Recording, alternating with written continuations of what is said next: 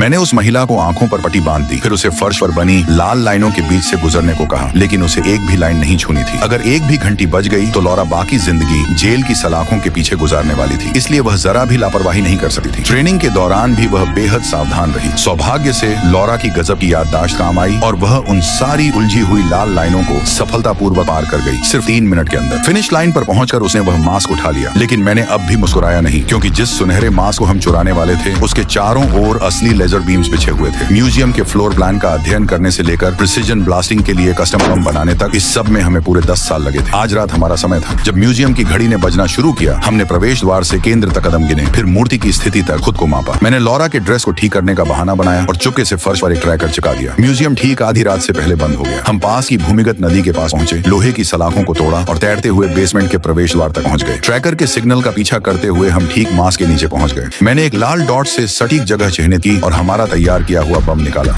ऊपर एक guard duty पर था, हमें पूरी तरह चुप रहना था। जब समय 11:59 हुआ, मैंने विस्फोट के लिए तैयार होकर खड़ा हो गया। मुझे मध्य रात्रि की घंटियों की आवाज में विस्फोट की आवाज छिपानी थी, ताकि गार्ड को पता न चले।